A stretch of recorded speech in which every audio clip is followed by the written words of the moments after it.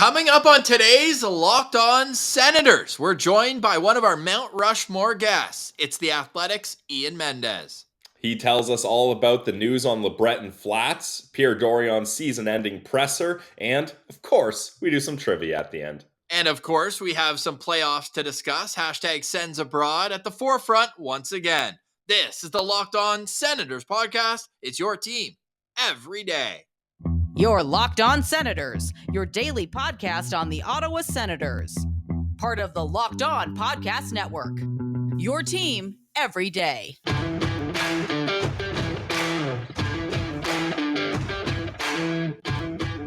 I'm Jake Sanderson, and you're listening to Locked On Senators podcast. I'm Tim Stützle, and you're listening to the Locked On Senators podcast. Welcome inside episode 783 of the Locked On Senators podcast. I'm Ross Levitan on the outskirts of enemy territory in Winnipeg, Manitoba, alongside Brandon Piller up in the Blue Mountains. Please like and subscribe wherever you download your podcasts, including on YouTube, where you can leave a comment below today's comment. We want to know, what's your biggest storyline this offseason? We're going to have some content with that later on next week. But today is Friday, April 21st. And Pilsy, it was a bad night to be a road team that took game one in the NHL playoffs. Yep, other than the New Jersey Devils, all of the home teams got their revenge. And Ross, I'm not going to lie, I wasn't as dialed in on this Leafs-Tampa game. It just, I don't know what it was. It just didn't have that same appeal to me this time. I can't place a finger on why I wasn't enjoying it as much. The Leafs played last night? Apparently. I'm not sure. I thought they were just going down to Florida. Huh. Yeah. Hey, they were going to win some games this series. There's no question. They dominated. I know that we have to keep our hater energy high, but you got to tip your hat too. It's all part of the gamesmanship here, but they played a hell of a game. Tampa wasn't ready. I tell you one thing, Andrei Vasilevskiy better be in game 3 because he was not good. The parallels are actually wild from game 1 to game 2. After 2 periods, Samsonov and Vasilevskiy had each allowed 6 goals on 29 shots. The exact same stat line after 2 periods. And again, you get your score effects. You get your mixing it up in the 3rd period. There's some fun storylines. Jumpsuit guy with the yellow sweatshirt was hilarious. I heard they kicked him out. I don't agree with that. Oh, come on. Yeah, as a big-time heckler yourself, Ross, I can see why you're on that guy's side. But why would you pay more for these tickets that aren't even that great of tickets to see the whole ice surface? The whole point is so that you can see the guy in the penalty box. Yeah, I mean, as long as the bird, he was just like talking to him. There are lines that can be crossed. I want to say that there is a limit, but if it was just good old-fashioned fan heckling, then yeah, you got to let the guy cook. Yeah, so obviously we weren't there, but the funniest part was the security guard kept like angling the guy so he was facing away from the penalty box, and then he just turned back around. He'd turn back, and they would like angle him again, and it's just like, I wish I could give credit, but somebody online, I think it was Dustin Nielsen from TSN out in Edmonton, said, how many beers to be that tough? Nice. I think the correct answer is 3 inches of plexiglass in between the two of them. That is, I mean, ask the fan that accidentally fell into the box with Ty Domi. Yes, very true. Very good point. But hey, that's a hell of a series. We knew it going in. It was going to go 7 games. We got Tampa in 7. We both had it. So we're right on course, Pilsy. Exactly. Yeah, we're right on home course. Ice. You know who else stole home ice? The Winnipeg Jets. But speaking of home, Mark Stone coming home to Winnipeg now as a player who's in this series. Like, he was not there in game 1. He was -3, hadn't played in 3 months. His 2 goals, including the game winner, maybe not the game winner, the put-away goal, because they were down 1, I think, at the time. And he goes in a little tic-tac-toe action. That's a story in that game. But also, like, I know he was an all-star this year. He's not really sneaking up on guys anymore. But Chandler Stevenson is a guy that any team could use. That guy rules and plays playoff hockey. Yeah, absolutely. He's a big part of that Vegas team where if you're not following that team closely, maybe you're like, that guy from Washington, like, yeah, he was all right. But no, he's really turned into a good player out in the desert in Vegas, yeah. Yeah, he certainly has. What was your takeaway on that game? I know we're both riding the Jets bandwagon. My takeaway, and Ross, we talked about this. This is a whole different game. I would say I didn't get to watch the full game. The playoff is wearing on me. I've been going from 7 to midnight on my couch, so I did fall asleep a little early on this one. But that first period of Jets Vegas was electric. The TSN turning point for me was that Kyle Connor move where he just couldn't get it past Laurent Brossoit there. Like, if that goes in, you're looking at a Jets team that's up 2-0 early, and that's a whole different story. So you got to credit where credit's due. And Connor Hellebuck, he made some amazing saves as well, especially early on that penalty kill. But that series is so much fun, and seems like an interesting rivalry between those two could be cooking here. Yeah, game 3 tomorrow in Winnipeg. I will be boots on the ground. That's awesome. So that series is 1-1. Lightning Leafs 1-1. We've got the Kraken. We thought they were looking good in game 2, but then the Avs woke up with 2 quick goals in less than a minute in the second period, and then Devin Taves gets the game winner in the third. But I'm super impressed with this Seattle Kraken team that they're even in the mix. Obviously, this was probably the game I paid the least amount of attention to. I was all in on the Jets at this point in the night, but man, credit to the Seattle Kraken for coming out and giving it in their first playoff appearance. But I mean, if you're the Seattle Kraken, Ross, it's kind of like the Vegas first Cinderella run in the playoffs. Like, you got nothing to lose. I mean, no pun intended, but you're playing with house money, right? Like, there's no kind of history, there's no expectations, there's nothing. It's just, let's go out there, give it everything we got, leave it all on the ice, and see what happens. And this is a team that has the depth that they can do that. Maybe they don't have that 1-2 punch of star power like a Colorado Avalanche will, or some of these other teams, but they're able to roll all 4 lines, and they've got a good squad over there. So I think they're going to continue to give the Avalanche some trouble here, but ultimately the star power of McKinnon, Rantanen, and Makar will probably outweigh any of the things the Kraken can do, unfortunately. Yeah, I would agree with that statement. I think the funniest stat line in this first round playoffs so far is Capo Caco has 2 points. Jack Hughes has 1 point. The 2019 first 2 picks. Everyone said that there was such a gap, and there is. But you know what? Small sample sizes. Let's go. It's on pace season here on Locked On Senators. But this has just been 2 shit kickings, one after another. And now they're coming home up 2-0. Like, it's bending my brain that the Devils had home ice in this series to begin with.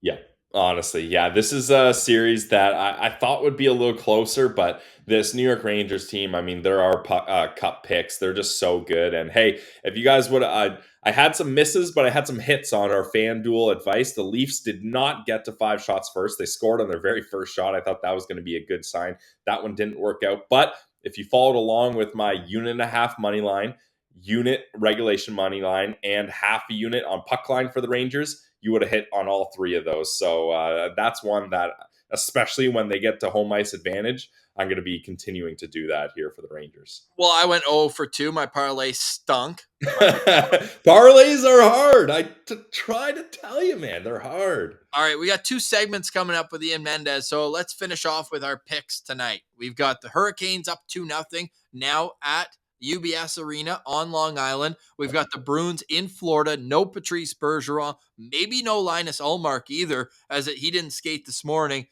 Then we got the Stars and Wild. Oh, so there's only 2 series that are 2-0, which is just amazing. Hockey's the best. Stanley Cup playoffs the best. 6 out of 8 got the split in the first 2 games. Stars and Wild in Minnesota tonight, 9:30, and then 10 o'clock, the Oilers in La La Land taking on the Kings. What's your pick of the night, Pilsy? My pick of the night is going to be the Minnesota Wild. They got, quite frankly, embarrassed. I mean, Marc-Andre Fleury said it himself. Who starts tonight?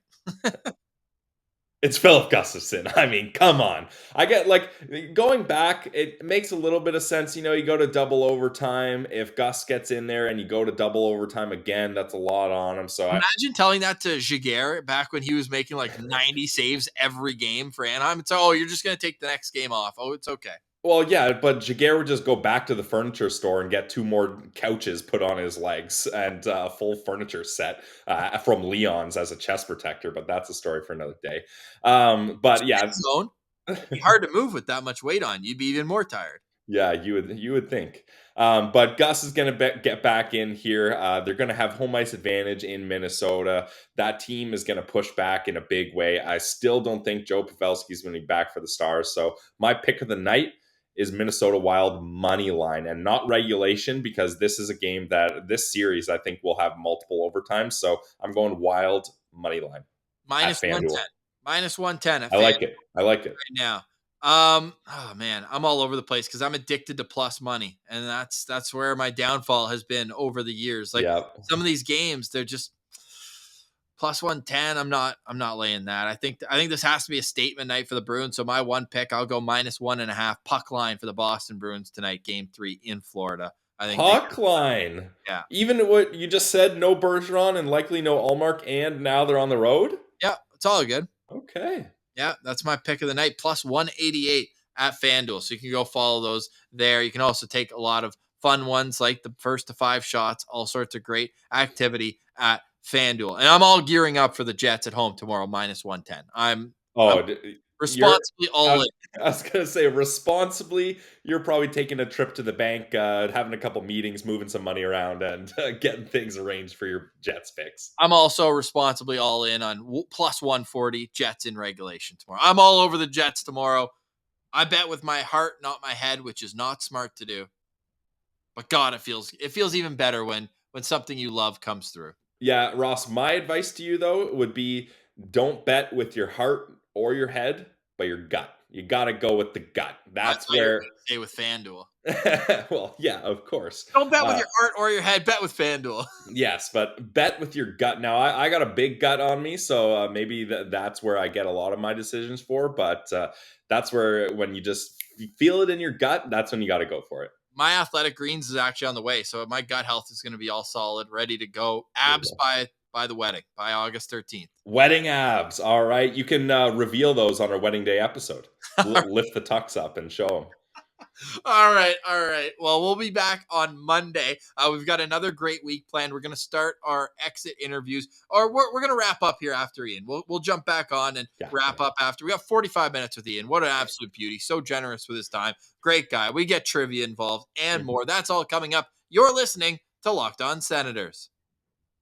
Today's episode is brought to you by our friends over at eBay Motors. Guys, it's playoffs, and for a championship team, it's all about making sure every player is a perfect fit. It's the same when it comes to your vehicle. Every part needs to fit just right.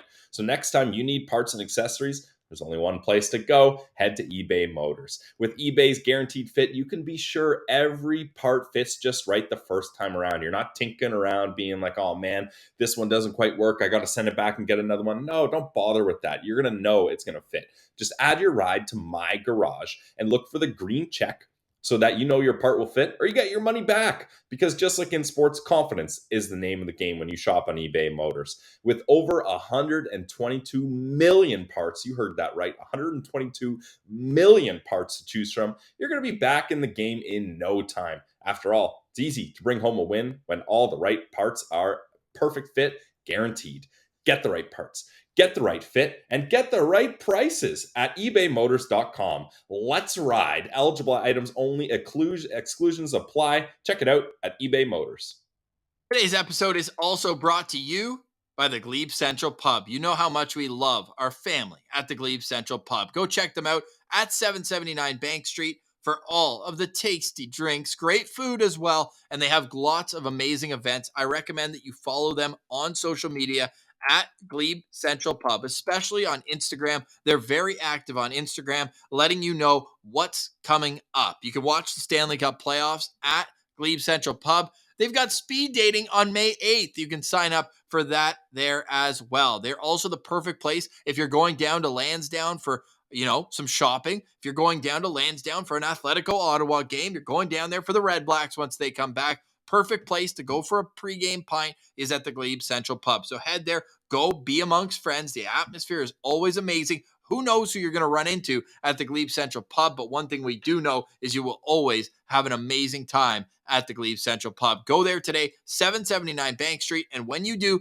make sure you let them know that Locked On Senators sent you. It's the GLEBE Central Pub. The GLEBE Central Pub is at 779 Bank Street. All right, now let's get to our interview with Ian Mendez, the senior writer with The Athletic. All right, we now welcome back on a very special guest, a friend of the show. He's a senior writer with The Athletic. You can also find him co-hosting The Athletic NHL podcast. He's a local celebrity. He's Ian Mendez. Ian, how are you doing, brother? Welcome back.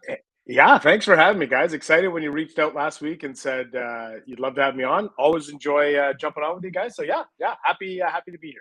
I think, Pilsy, is Ian in the Mount Rushmore yet of amount of times on Locked On Senators? I want to say this is his 4th or 5th. He's got to be, if he's not on the Mount Rushmore, they're starting to chisel his face into the side of the mountain. The project has started, yeah. And we're not counting the first time because Ian doesn't remember it. That's tough when I was still in school. We're past that, though, Ian. That was back in your radio days. So now you're all settled in as a writer now. I want to start with a little career talk. We'll get into the Senators, but you've done everything in this industry from the sideline reporting. Everyone, if you haven't seen the YouTube, check him out at the World Series. Whoop, boom. What's been the most challenging to get your feet into full time? Like out of TV, like so TV, you've done radio, you've done print, obviously. Yeah, you know what? They all have their own unique challenges, and I'll work backwards here. TV, the biggest challenge for me, like I came out of journalism school I thought I was pretty prepared, but not prepared enough, I think, for like doing live television. So like that used to be in the very beginning when I started covering the team around 2002, 2003. I used to have like full out like nervous, like, oh my gosh, I'm going to be on camera. And like you get the sweaty palms and the racing heart. That was a huge challenge. So that probably took, I don't know, 2 years, 2 seasons before I finally felt like, okay, I can do this. Nothing's going to happen. It's all good. Radio was a real challenge too, because I went from, so often in television with Sportsnet, I'd be on camera for, I don't know, 30 seconds, 90 seconds, whatever it is. You're not on for very long, right? There's not a lot of depth to sometimes what you do in television. Radio, all of a sudden, they're like, hey, by the way, you got a 4-hour talk show 5 days a week. And that became a real challenge to kind of plan that out. So I found that to be a huge, huge challenge. And then now being a writer, take this full circle, I think the biggest challenge, it's twofold. One is, I think creating content in a marketplace where there's a lot of competition and good competition, and like a good example would be I saw this week Steve Warren announcing that he's going to be doing stuff with the Hockey News, and my first thought is, yes, this is good. Like I'm a big advocate of more voices, more perspectives. Never going to be a bad thing. That's going to make it more challenging for me because he's not going to be behind a paywall, I don't think, right? And so that makes my job harder, and it's a bigger challenge. The more people that you have covering the team not behind a paywall, the bigger challenge it becomes when you are. Like, people would be like, well, why the hell would I read this guy? Why would I pay $2 a month, $4 a month, whatever it is? Why would I pay to read you when I can read that? So that makes it a real challenge for me, but it's something you have to embrace, right? You have to embrace the fact that you're just one of 6 or 7 or 8, voices or whatever it is. And what can you do differently than everybody else? Yeah, I mean, if you're throwing that hypothetical out, Ian, and people are saying, why would I read Ian's article for $2 a month? I'll just quickly plug for you that it is well worth the $2 a month. I read all of your articles. I feel like it's one of those, you get what you pay for. You get a lot more in-depth stuff with Ian's article. So if anyone's listening right now being on the fence about joining The Athletic, you got my stamp of approval. That's for sure, Ian. I appreciate that. And you know what, though? To me, it's really fascinating because you guys are a lot younger than me. And I think it's interesting because if you're in I'm in my 40s, mid 40s. And when I was a kid, people never thought twice they would go. There was actually on all these street corners, this is going to sound wild to you guys because I think you're too young for this, but there was actually newspaper boxes, okay? And you would take 2 quarters and you would drop them in, you would open it, and it was kind of a little bit the honor system. Just take 1 newspaper, don't take 2. But Nobody thought twice about putting 50 cents into a machine on a fairly regular basis to pay for their news. All of a sudden, you fast forward to the year 2023, and there's a real reluctancy to pay for news, and that's the problem. People have no problem paying for content. They'll pay for Disney Plus. They'll pay for Netflix or whatever it is that you love on your streaming service. They don't want to seem to pay for news, and it's a real challenge as journalists to try and convince people why you need to pay for news. And it's fascinating. I understand why there's a reluctancy, but it's on us in the media to change that mindset. Yeah, I mean, we even deal with that a little bit ourselves. Sometimes, Ross, will get comments, people saying, "Wow, you guys have way too many ads. There's too many ads," and then we just respond, "Consider that. Consider your effort hitting the skip button a couple times Oh. as your payment Nobody for." skips ads, Pilsy. Yeah, we hope not. But if that's what you got to go through to get our content, hundreds of videos, I feel like that's a fair deal for everyone. But isn't it fascinating to you guys? And because I know you guys are both a couple of kind of like media nerds, and like you pay attention to content and you know what's going on. Don't you find it utterly fascinating that you never hear anybody complain that Netflix is behind a paywall? Yeah. Who has ever in their lives said, "I'm not paying for that"? Like, nobody would, because you sit down and you're entertained for X amount of minutes or hours, and that's that. That's the deal that you sign as, you know, as getting content. For whatever reason, that doesn't seem to translate into print, right? Yeah. Why? I don't know. It's truly wild to me. Hope you're enjoying our chat with Ian Mendez. We'll get back to it in just a moment. But first, here's a crazy thought. What if you could find amazing grooming products that combine next level nourishment with a side of incredibly long lasting scent? Well, think no more. Say hello to Owl & Co. Grooming. The crack team over at Owl & Co. Grooming have been working hard to create a lineup of excellent grooming products which will help you look and feel your best. Whether you're a guy looking to finally take care of your epic beard or a woman looking to add more nourishment to your hair and help protect it against the sun, we know there's a product here that will help you out. The starting lineup includes hair tonics, sea salt sprays, and utility balms. It's versatility at its finest, and all the products are made with natural ingredients like coconut oil, sweet almond oil, so you can ensure your skin is getting the best nourishment it needs. Everything you need and nothing you don't. All of the grooming products are made by hand in small batches, so you know they're going to be made to the highest standard. There's no cutting corners at Owl & Co.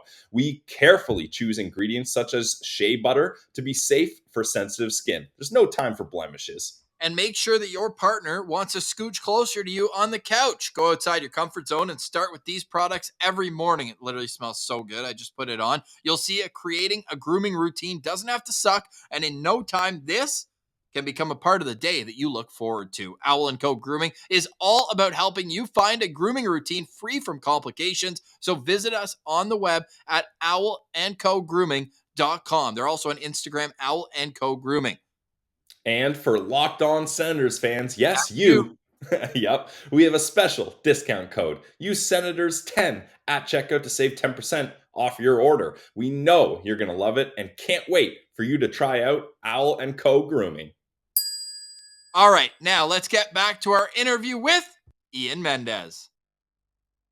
Getting to your articles, your most recent article about LeBreton Flats, I just had a question for you personally. Like, you're a hockey guy. You've covered hockey. You've covered sports. Is it kind of a fun challenge when you're reporting on things that aren't sports on ice related, or is this something where you're like, oh man, I wish that we were talking about Game 2 of Sens versus Bruins right now instead of me covering NCC meetings and interviewing the mayor of Ottawa about real estate deals? Like, how do you approach that style of journalism? Yeah, it's a good question, and it takes me back to my days at Carleton as a journalism student. And we had to go cover, in third year, they made us go and cover like these city hall meetings, like these subcommittee meetings. And we would sit there with our big oversized 1990s tape recorders, and we'd be in these meetings, and we'd be in there for 3 hours. We'd be in there for 4 hours. And you're like, why am I doing this? And now, 20 some odd years later, I'm like, wow, I'm actually, the stuff that I did back in journalism school, I'm doing again. I like it from the perspective of it challenges me to think differently. And I've always said this, okay? I think and I don't think I'm still kind of honing my craft as a writer. I think I'm not quite where I want to be, but I always look at writing almost like acting. And if you think about the best actors are the ones that have range, right? The ones that, like, I could watch, and it's just gonna sound like a silly example, but like a guy like Robin Williams. I could watch Robin Williams in like Dead Poets Society or Good Will Hunting, and I love him. And then it's the same guy that was like in Mork and Mindy, or like whatever. Like like have some range. Like, and I think it's important for me to try and develop range. And the only way to develop range, unfortunately, is you got to sink your teeth sometimes into super serious stories, some super silly stories, and everything in between. I think we sometimes get stuck thinking, well, I thought that guy was a hockey guy, or that guy only covers the power play. Like, no, you should be comfortable, I think, as a writer, ideally trying to be as kind of vast as possible. And it's a challenge, though. But it's a fun challenge, I think, as pathetic as those NCC meetings can sometimes be. And long too, eh? You're not going Yeah. in for 5 minutes.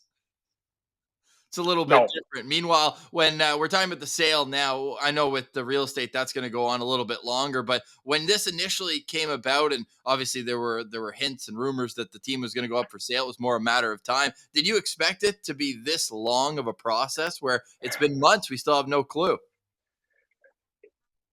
I thought initially that we would have gotten to the end of that the timing for the conditional sale of the team would sort of dovetail with the end of the regular season. That, if you had asked me in March, even February, March, that's what I truly felt like in talking to some people who were very knowledgeable about the process. That was the feeling. As we're sitting here today, what are we, the 21st of April? I don't think, and I talked to people associated with two groups this week, they haven't been given a firm deadline for the next round of bidding as of yesterday. So I can't sit here with any degree of certainty and tell you that by May 10th, we're going to have a conditional sale, and by July 1st, we're going to, I don't know. There's been some sort of delay here, hiccup. I don't know how you would describe it. And it's been frustrating, right? Because I do think that the one thing Ottawa fans have been so good at for the last 5 years, 6 years has been patience. I think Ottawa fans, maybe Buffalo fans would be number one on the list, but I'd be willing to put this market as a close number two of like fan bases that have been passionate and patient. And so for me to sit here and tell you, just hang in there for a few more weeks, everyone knows the drill in Ottawa, so I think we're okay to hang in for a few more weeks, but it is certainly dragging on a lot longer than I thought. Well, I think it's more so of putting a stall to the organization. And I guess they've proven time and time again this year that they are going to continue business as usual, making a big trade like Chychrun and giving up future assets to do so. But they've got some big decisions, most notably with the Brinket up front and how they're going to spend up to the cap, if Dorion was honest in his assessment on Monday. And again, going back to your article, I thought that it was very fair. I know you took a bit of heat. Were you expecting that type of backlash to people who haven't read the article? More so, you asked Dorion point blank. So I appreciate that before you wrote an article that I don't think it was a hit piece, but I thought it was negative in terms of the teams that hasn't made the playoffs in 6 years, but you asked him to his face what his thoughts were on it going into it. So I thought from a standpoint, you know what, I'll give you my journalistic seal of approval there. But you know what? You talked to him about the patience. You talked to him about having more leash than any GM in the cap era. Were you expecting that people were going to push back even more positivity that, you know what, he's doing a great job? No, and I think what's funny is if you go back and read the column that I wrote, like I'm not at any point, I'm not advocating for him to be fired. I'm just advocating for saying, hey, we all need to take a serious look at what they've done and where they're going. And if you can't guarantee or at least plant the flag in the middle of the ground to say that I believe this should be a playoff team next year, then yeah, let's have the conversation of finding a general manager that can. But I don't think any other market, a passionate hockey market, pick your market, Buffalo, Philly, Vancouver, whatever, that has seen its ups and downs, would just sit by and let 6 consecutive seasons of a team missing the playoffs go by without a healthy, honest look at the general manager in their seat. It wouldn't happen anywhere else. And so that's all that was. All that was a look at kind of where the messaging has been in 6 years. And, people can sit here and tell me that it was completely unfair. You brought up something from 2019. Yeah, I brought up something from 2019 because he said it. I didn't make him say anything. My job, and I appreciate, I can't sit here and lob out criticism at hockey executives and players and not take some myself, right? That's peak hypocrisy. So I'm here for it. Anybody can reach out and tell me that they thought it was unfair. But the thing that I found disappointing was that people were saying, like, I just, your timing was, I don't agree with your timing. And my question is, so when is the right time to assess a general manager, if not after his season-ending press conference after his 6th consecutive year of missing the playoffs? That's all. Read the column. The column simply says, here's what he said in each of his previous season-ending availabilities. It's time for the messaging to change. You can't trade a first-round pick in consecutive years like they did for Alex DeBrincat in 2022 and Jacob Chickard in 2023 and come here and tell me you're not a playoff team next year. Like that, the way now you're starting to behave like a playoff team. Playoff teams give up first-round picks in exchange for assets, right? That's what teams that are believing that they're a playoff team. So believe you're a playoff team. I'm telling you, you've done a great job in getting this team to this point. When I asked the question to him about, like, I didn't pull out the quote and say in the press conference. Now I could have, and I did. I'll be honest with you guys. I debated it, and I thought, you know what? That's a dick move by me. If I asked the question and said, actually, Pierre, on April 9th, 2019, you said this. That's going to come off as confrontational. That's going to come off as like grandstanding.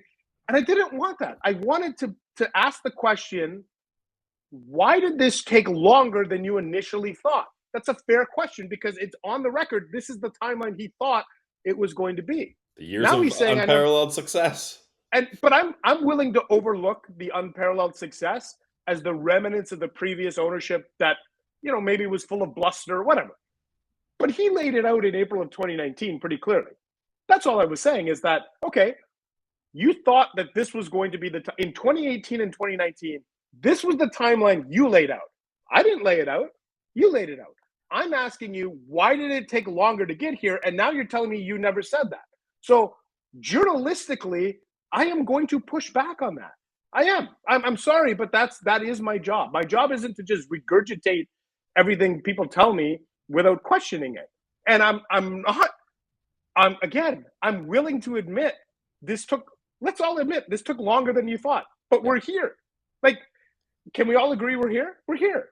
Now it took longer, but we're here. My only question was, why did it take longer? That's all. And there's I think it's a fair question. Yeah. Yeah, and there was a pretty easy answer that I'm surprised he didn't use at all, which was kind of the pandemic pushing everything back. I'm surprised he didn't use it. Instead, kind of went into how they brought in guys who they knew would be good people, but not necessarily good hockey players. And I don't think that was really sold to us at the time. We were told that Gabranson was the best cross-checker in the league and that people would have to look out in front of the net. So, but I mean, lots of good, lots of bad. It's a great article. I'd recommend everyone read it as well. What was your other, like, obviously that was a big takeaway, was kind of how much rope that the management staff, and I mean, by association, the head coach, who's like the 5th, 6th longest serving head coach right now in the NHL, have had. But for me, one of the biggest things, and I'd like kind of you to pick up on this, Ian, if you got it or not, you were boots on the ground. It felt like the start of the interview, they were just patting themselves on the back for how great the culture is. How it felt like a team that had just lost in the 2nd or 3rd round of the playoffs and perpetually going on runs. It just kind of it fell on deaf ears a little bit for me on that one. And they did take accountability after, but did you kind of get that sense that they were like, it was kind of a big pat on the back for a job well done? Well, yeah, and again, like, if you're asking me if it's a yes or no question, did the Ottawa Senators have a successful season in 22-23? My answer is yes. Now, there's a bit of a caveat there that yes, but I think they could have been better. Like, it was right there for them. But yes, okay, this was. But again, let's go back. If you go back and listen to the first few, and I look, I spent the week, and the weather was amazing in Ottawa last weekend. I spent a good chunk of my weekend rewatching every season-ending press conference that the general manager has done in the rebuild era, because I wanted to get a sense of what has the messaging been during the course of this. And this year he was saying the same things that he said last year and the year before that, which is, we just the core took a step and everything. Like, and I guess for me, at some point, you got to shift the messaging, and it doesn't have to be as bold and as dramatic as unparalleled success, but it doesn't have to be as sort of understated and like soft as meaningful games. And the middle ground for me is the playoffs. Like put the target on your back is what I'm saying. Put it on there. Like you've created, if you're Pierre Dorion, I think you've created a legitimate top 4. Okay? I'm not going to debate that. I think you've created a legitimate top 6. I'm not going to debate that. Do you need some help on the bottom 6? For sure. There's lots of teams that need help in the bottom 6. Okay? Do you need help on goaltending? Yes. But if you make those 2 tweaks and you do them in the right way, there's no reason on earth you shouldn't be a playoff team next year. None. No, they're a playoff team. So just start to change the messaging. Now, they could say the messaging will change in September and October. Fine. Again, at no point, like, this is what I found fascinating about the article. People are like, man, Mendes is trash. He's just trying to run Pierre Dorion out of town. Like, what do I care? I don't care. I'm happy if he's back as general manager next year and they make the playoffs. Great. If he's not, no problem. Like, it doesn't change my life who is in charge. It doesn't at all.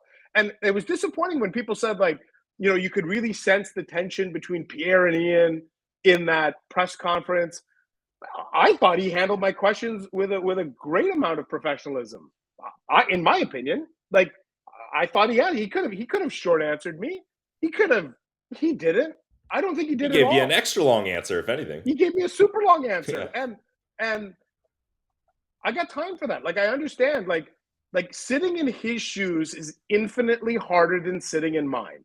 I get that, but part of sitting in his shoes is taking heat, and that's part of the job. Like, you guys, you can't have it both ways. You can't talk about living and working in a hockey mad market, and then when that hockey mad market demands things from you, you got to own it. Just own it. Own some things. But I think that for the most part, I didn't have a huge problem, you know, with the way he handled himself in the press conference. And I just think that it's time for the messaging to change. That's all. And if he's the guy with DJ Smith, I'm okay with that.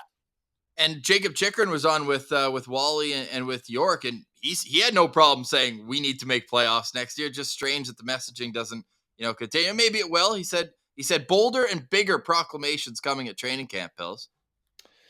Yeah, I mean, I kind of give Pierre a little slack there. Like, it's tough for him to make big, bold proclamations now when there's a whole off season of things that he needs to get done, and things can change, and there's massive weight hanging on to Brinkett. Will they find a goalie, etc. So I feel like I feel like people get on Pierre when he's like, oh, don't judge me now, judge me at training camp or after the deadline or whatever. And people want those big, bold things right away. But I kind of see what he's saying, where he's like, well, I'm not going to sit here and say we're going to make playoffs and then training camp comes and we haven't found a goalie.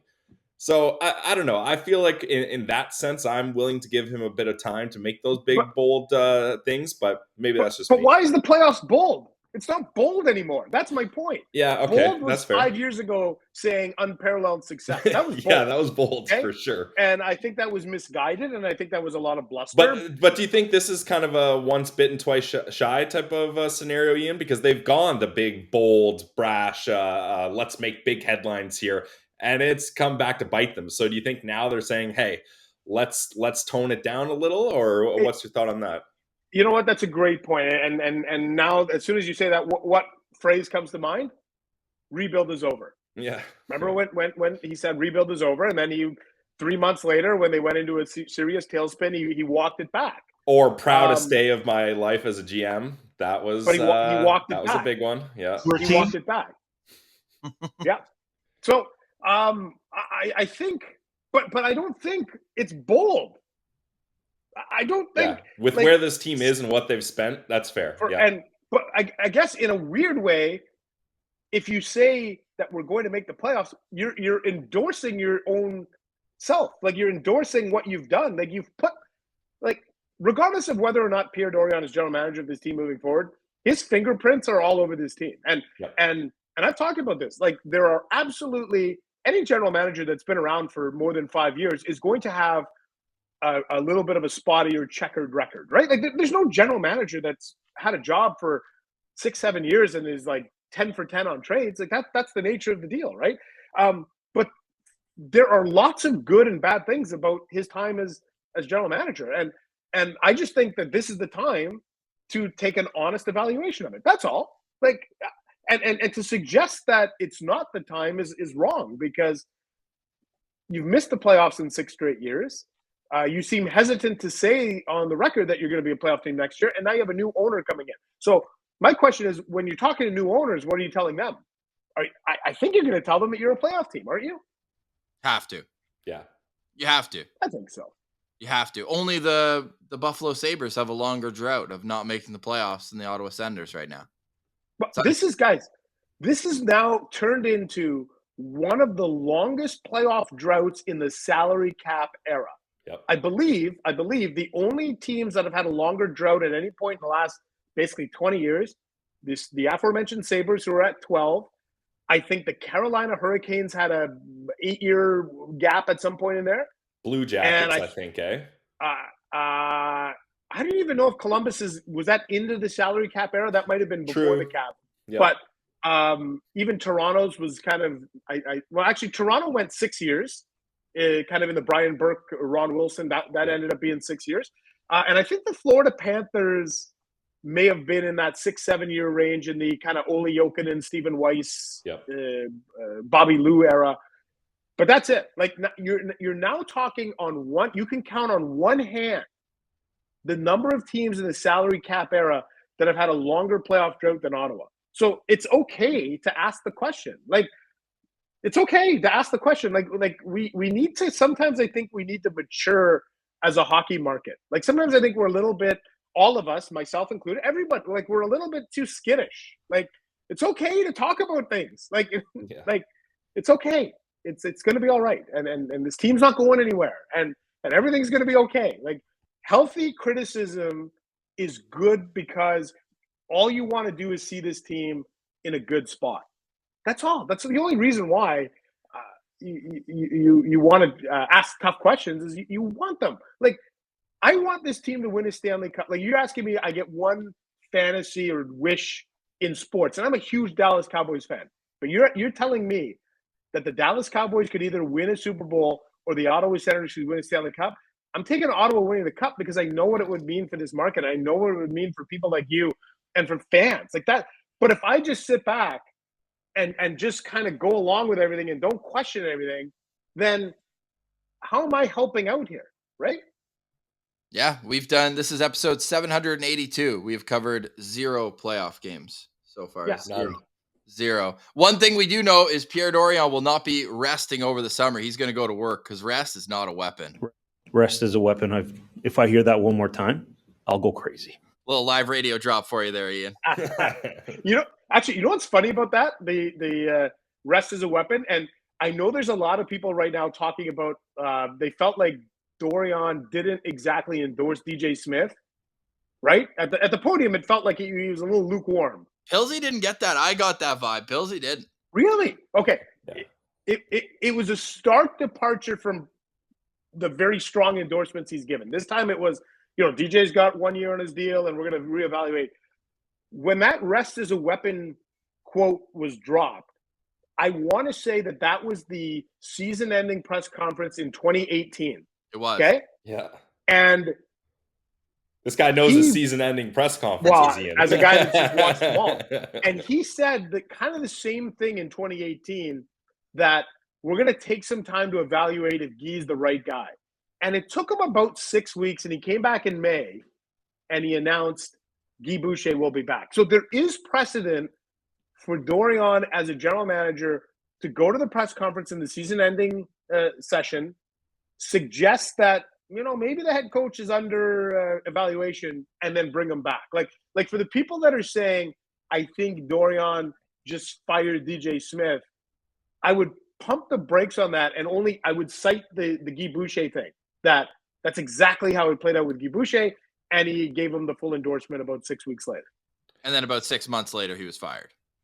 Yeah. Yeah. What was it? Was it not into like the February? We should know. We broke. I was going to say, check the receipts at Sens Central. You guys, you know what? I remember you guys had it, and And then I found out maybe 20 minutes later, people were like, hey, Guy Boucher got escorted out of the building. Yeah, my buddy And- saw it happen. That's a Yeah. rare scoop. Yeah. And but I feel like that was like with only like 20 games left. No? Yeah. Yeah. And then Mark Crawford took over. Yeah. Yeah. I have no boy. If you ask me what season of the Senators is the like kind of most forgettable, I feel like 18-19 is on the top of the list for me. Although that is when the Duchesne trade happened, and we went from being we're pushed all in to we'll take some of those chips back. Yeah, we'll take That was the last. That was the year they got the Lassie Thompson and all that. Yeah. Yeah. Yeah. So March there it is. 2019. Don't be Oh surprised. wait, hold on. Let's just analyze this tweet for a microsecond here. How's my journalist? Do I get liable here, or am I okay? This is a good tweet. You give yourself an out. It's not guaranteeing anything. Smart. How does this only have 2 retweets, guys? We had probably like 500 followers tops at that. Honestly, yep. And my favorite was me going through the replies after and dunking. LOL. Okay, sup. Okay, what time was the sup? What time did you guys drop the sup? 9/11 it happened, and the tweet was at 8:23 a.m. So at some point between 8:22 and 9/11, it Yeah, just great. So Kipper just tweeted out the same 40 minutes later. So credit to us. Kipper did not, but we'll give him a break there. Ian, what are you working on this summer? What can we expect from you at the Athletic? Yeah, listen, I'm hopefully I hinted at this. I'm gonna next week. I think I was hoping to drop it this week, but my editors wanted to sit on it and just try to do some artwork. Believe it or not, I think for this, I have a really fun. I teased this the other day. A really fun. It's a fun story, so it's not a serious. Like people were writing with serious theories, but I think there's a great mystery involving the 22-23 Ottawa Senators that kind of the story needs to be told, and it's fun. I promise it's a fun story. So I don't know if you guys want to make a guess or take a guess. I'm trying to think. I saw some of the hypothetical answers were.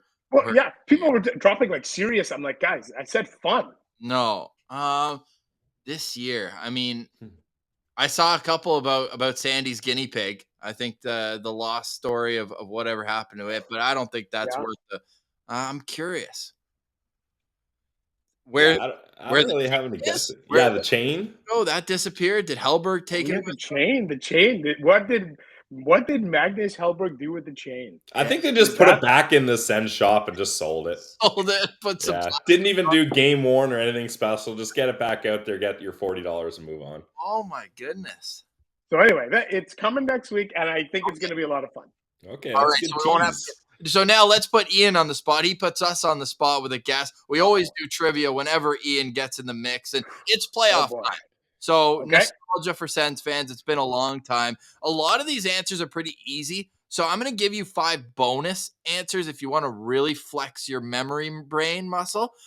Okay. But who are the top 5? And again, you can go up to 10 in points per game for the Ottawa Senators in the playoffs. Minimum, what is it? Minimum 20 games. So let's take away, a flash in the pan. Like a Matt Cullen. Cullen. Didn't Matt Cullen roll in and get like 9 points in 6 games against Pittsburgh, something like that?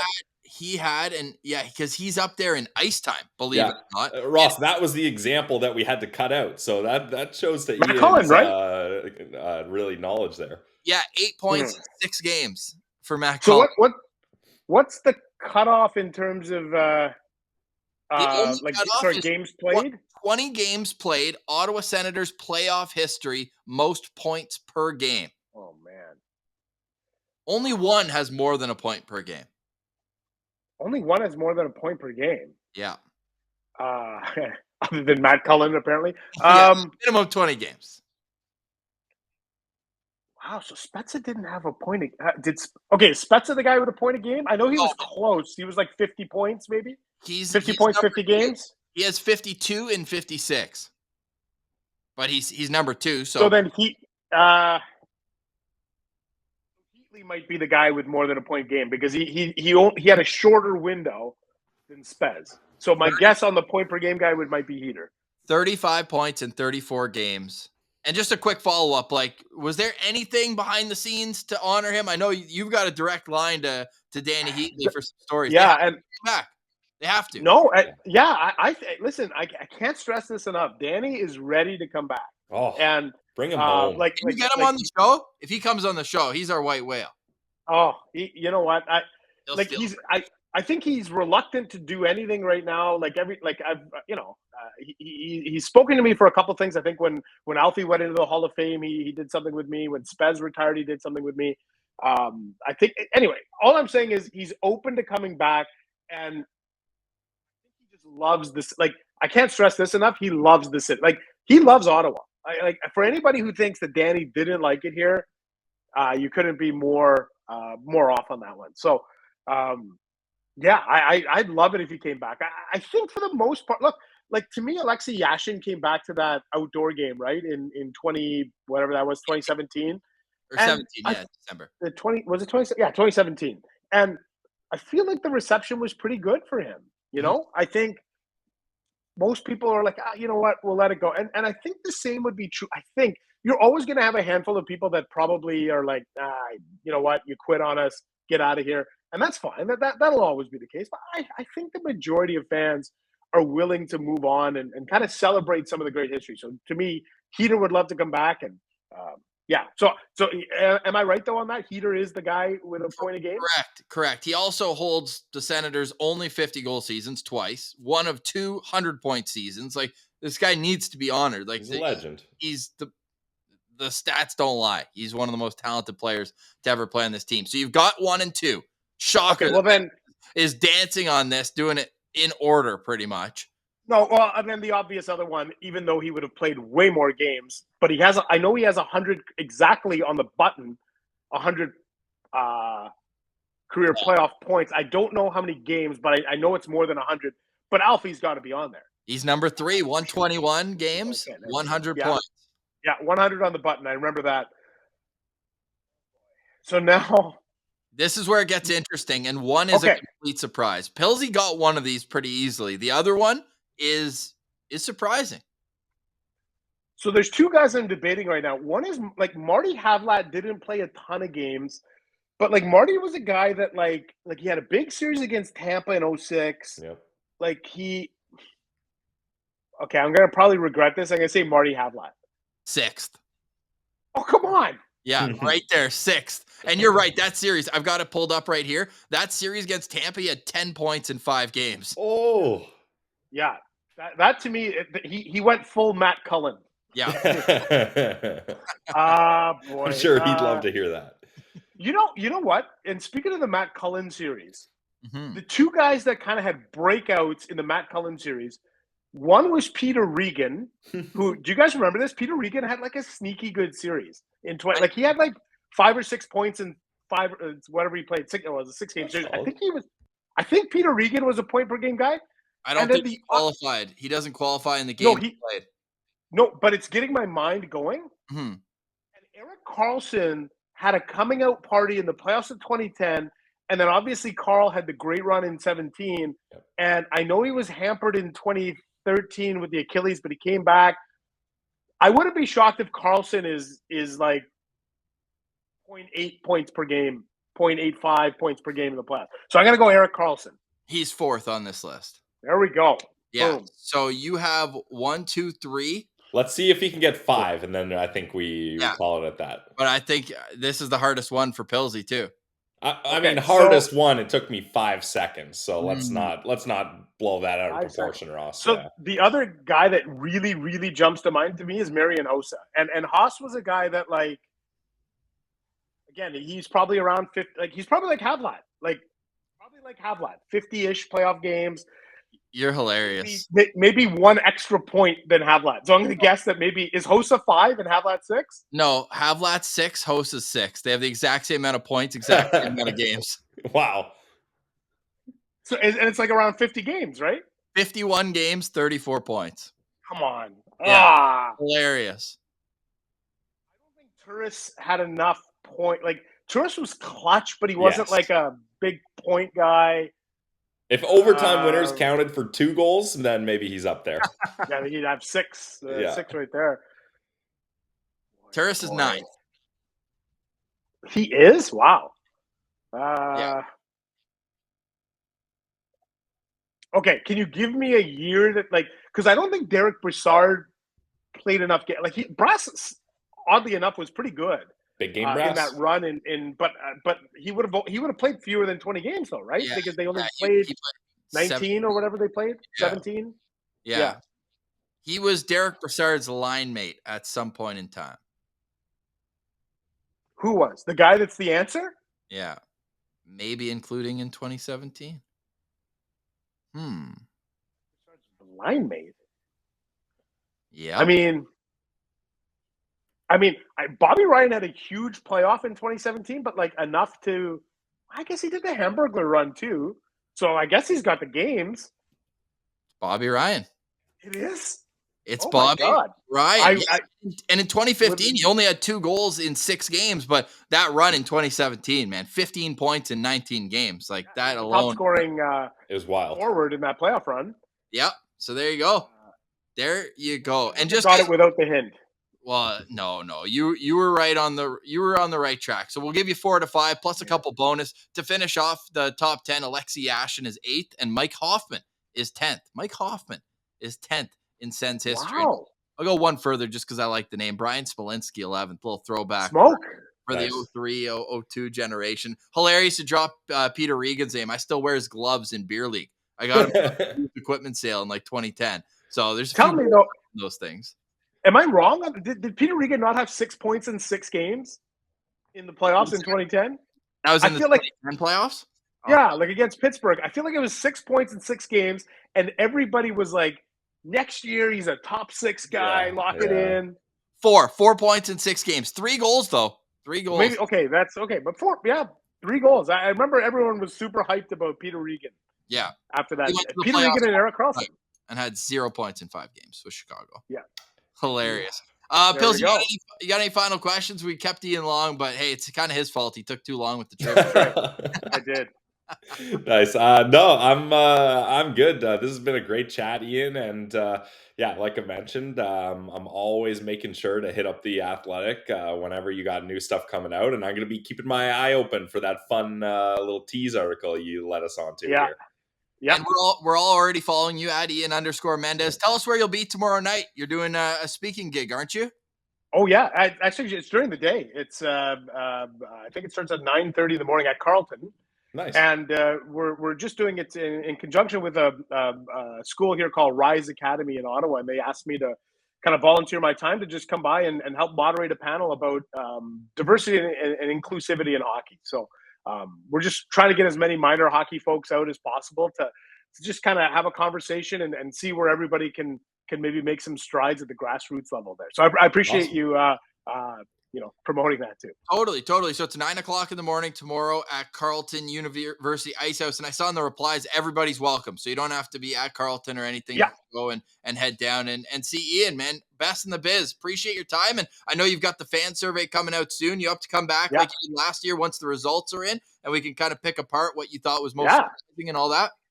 Yeah, I would love that, guys. Yeah. Count me in. So I can get onto Mount Rushmore for sure. Hell yeah. Exactly. Mount Rushmore. Okay. Pilsy and I have to figure out who else is on the Mount Rushmore. Well, Mathot now. Matt's done 12 episodes. He's so generous with his time. That's awesome. How does Martian qualify? No, he's like a guest family. host. He's family. Yeah. We moved him into that story. Like Joey DeCord's probably still up there. That guy came on like 5 times. Definitely. I mean, Joey Scott, DeCord. your peer at the Athletic, Scott Wheeler, has been very generous with his time as well, especially during draft season. And it's also very nice of him because we're not always like easy on him. Yeah. Oh yeah. No. Wheeler's great. Haley must be on there a little bit. I think a couple times. Well, she moved away to Calgary pretty early on us. Well, we had her on, and she's like, "Hey, yeah. So just so you know, like I'm done at the Athletic like today." Oh, okay, cool. Thanks. So we'll hold this on until mid-afternoon until we see the release. But yeah, she's in the mix. I'm trying, man. Gary Ock's been on a couple times. Maybe he's one time, just once. Yeah, we got to get Bruce back on. Yeah, you got to get him back. Yeah, you know what, Meth? Okay, I think I might have a chance. Yeah, I think Ian's definitely in the mix. Okay, definitely, good. absolutely. Well, now we're gonna etch it in stone with your next visit coming up soon. Ian, always appreciate your time, man, and already looking forward to our next chat. And I'm curious too to see the results. I know we'll be putting in our ballots at The Athletic, where you can find all of Ian Mendez's work. Thanks again for doing this, my man. Yeah, thanks, guys. Have a great weekend.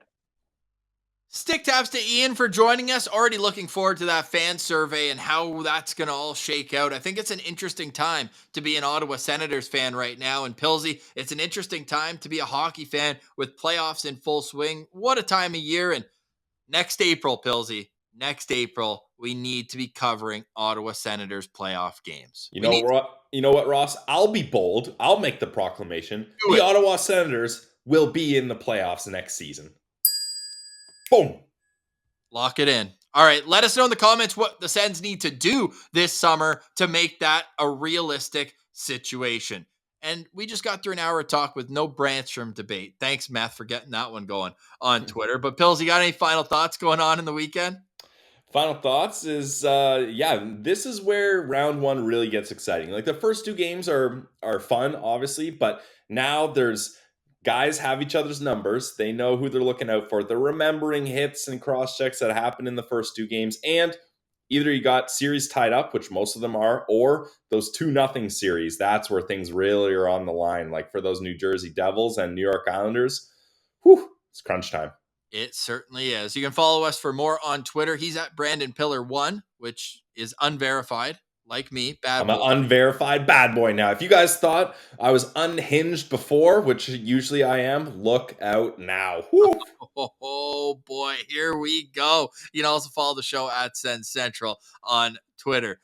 All right, that's it for the weekend. Enjoy yours. Thank you for making us a part of your daily routine. Please like and subscribe to the show wherever you download your podcasts. And for today, we say goodbye. For Brandon Piller, I'm Ross Levitan. This has been the Locked On Senators podcast, your team every day.